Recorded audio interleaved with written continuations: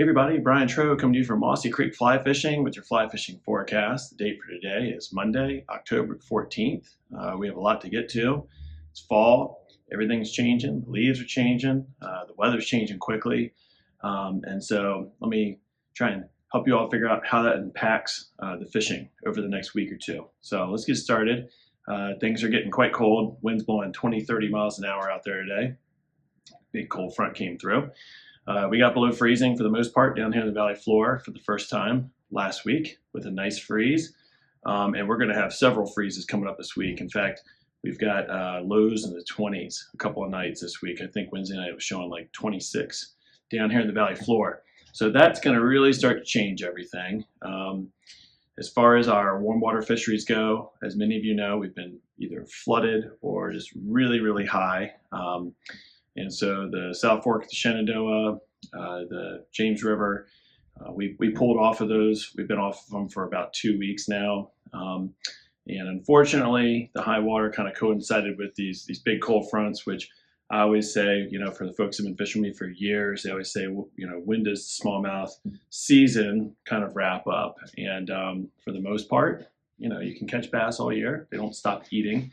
But it becomes very difficult and they become very lethargic. It's a moving target of sorts, but typically the first or second big cold front in October will knock those fish off of their traditional summer lies where they've been hanging out, foraging at the mouths of riffles, where the riffles tail out, eddies. I mean, honestly, smallmouth are behind like in every little nook and cranny you can find on the river. And then what happens is this first cold front that came through last week, and especially the one this week, it will send those fish off into the holes.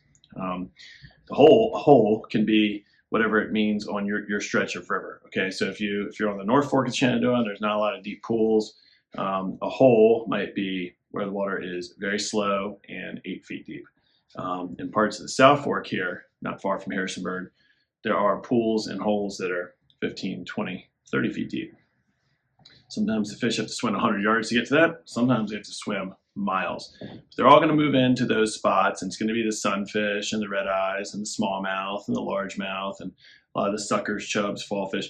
They'll move into these stations on the river. So if you are a musky fisherman, the muskie will begin to follow those fish, not so much to like slow down and winter right now, but because they're forage food, primarily the fall fish and the chubs and the suckers are moving in, they're going to follow those in. All right, so that's why the musky fishing can get better this time of year, because your fly ends up being in front of more fish. The musky aren't as spread out because their food isn't as spread out. All right, so you're going to be targeting those big holes. But river's still quite big. If you look at the gauges, it's got a lot of water in it. It's falling very slowly. So that means sinking lines. It means lots of mending. It's a lot of work to get down deep when you have a lot of volume with the fly rod. So couple that with the fact that we're going to start having a lot of leaf litter coming in. I mean, today the wind was blowing 30 miles an hour, big cold front coming through. So with nights in the 20s, with cold fronts moving in, a lot of the leaves are going to start dropping. So be aware of that. It can be a real pain in the butt. In fact, when you're working hard to cast, 60, 70, 80 feet with a heavy fly, and 90% of the time you hook a leaf on the way in, you're not really fishing, and it's a lot of work. So, and those leaves tend to accumulate in the spots where the fish are, in the nice little corner pockets and then the slow water on the river. So be aware of that. The leaf litter usually is pretty bad through the last couple of weeks in October, beginning of November, and then it's done, gone for the year. So, so if you're musky fishing, you have some challenges, but the good news is we've got water back in the system, and the muskie are going to be eating pretty heavily here over the next month, so that's good.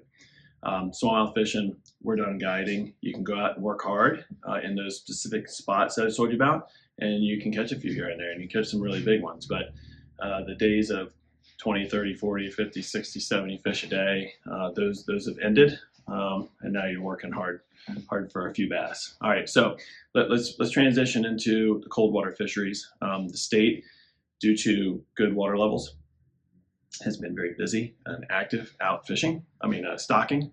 So some of the delayed harvests that many of you all love have opened up already for the year.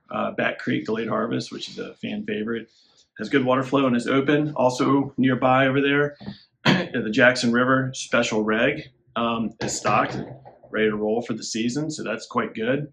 For those of you who live in Northern Virginia who are looking for a place closer to home, Passage Creek near Front Royal, the delayed harvest there has opened up. We've already gotten some good reports of folks getting out and enjoying those. Quickly, delayed harvest, for those of you who don't know what it is, the state comes in the fall, stocks them, and they are catch and release only all fall, all winter, all spring, the colder seasons. And then when summer comes around, when June hits, they'll open up for harvest. So the state will typically do 3, sometimes 4 stockings on the delayed harvest. So they progressively just get better and better as they put more and more in.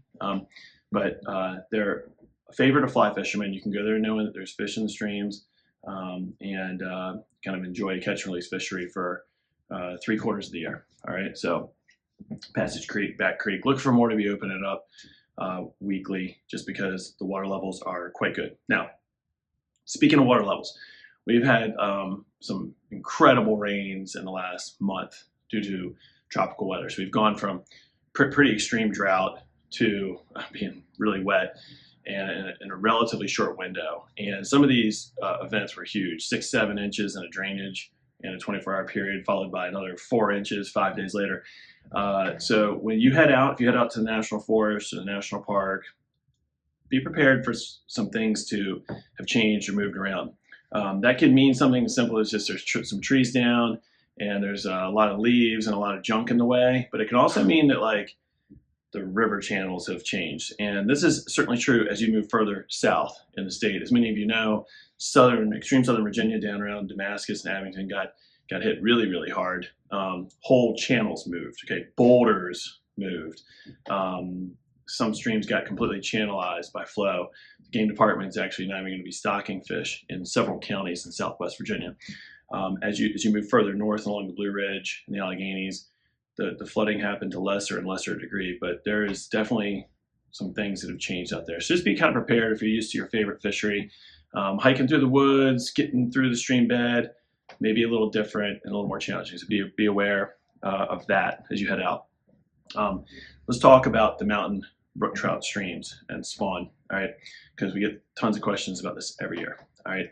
It is a little bit of a moving target as to when these brook trout pair up and begin to spawn. So it can happen on different streams on different weeks because we've got such variety to our waters. We have variety in water temperatures, et cetera, et cetera. Some start early, some start later. Sometimes that's to do with weather. The answer is you just need to be observant and pay attention, all right? So if you go brook trout fishing tomorrow, you may not see any fish paired up. They may not be interested in spawning. And then a week later, they're all paired up, all right? So be observant, pay attention to the water. The biggest disruptor is you wading through these streams. So if you're not quite sure, you can stay out of the water as best you can. And then certainly by the last week in October, you can pretty much be sure that the fish are spawned up. And we pretty much leave them alone. Don't do too many updates on forecasting and stuff for quite a while, just to be on the safe side. So be observant. You know, we always have a saying, this goes for the mountain brook trout as well as some of our larger freestone streams and some of our rainbow trout streams. We say go small in the fall. A lot of the insect life that's in the water that was just hatched out from the spring are very tiny.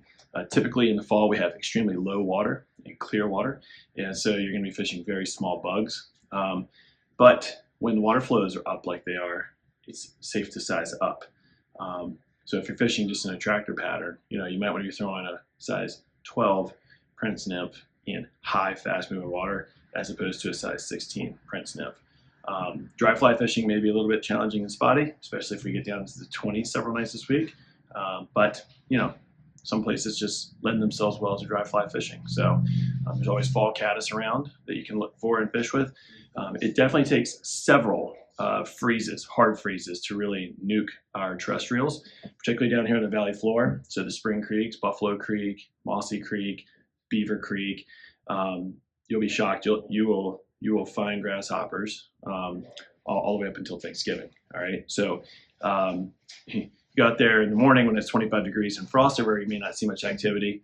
By the afternoon, it's 60 degrees, and there's hoppers all over the place. So don't ditch those hoppers and terrestrials just yet. They can fish quite well for another 3 to 4 weeks. But the spring creeks are fishing fairly well. Don't forget streams like Mossy, which are primarily brown trout. They are also fall spawners. So if you go out there over the next 2 to 3 weeks and you just are not catching much, it's because the majority of the fish are unavailable. All right, when they're spawning, they're just not interested in eating your meal. So Mossy's got a few rainbows in it, and obviously immature brown trout, your smaller ones, who are not sexually active, they're going to keep feeding and eating. But it can be challenging last couple weeks, first week or so in November. Streams like Mossy can be a little bit tough. All right, you're fishing for a smaller percentage of the number of fish that are in the stream. However, when they get done with that, it's not quite full-fledged winter yet, and they're hungry from having burned all those calories. So usually about like the second, third weekend in November, Mossy can be dynamite. All right, so browns and brooks are spawning. Rainbow trout are collecting nuts just like squirrels. They're stocking up and storing fat for the winter. So target the rainbow trout streams, heading back into places like the Jackson River Special Reg can be quite fun and beautiful this time of year. And also remember, about 50% of all fly fishermen are hunters. So if you're not a hunter, you're going to have a lot of these waters to yourself for the next several weeks as folks are setting up for duck season and deer season and all that good stuff. So lots to look forward to, lots of money in the bank, as they say, as far as water goes. But be careful out there where you wade, and be careful out there on the bigger rivers. Everything still needs to kind of calm down just a little bit more to get right. So, all right, that's it for now. We will catch you all back here next week.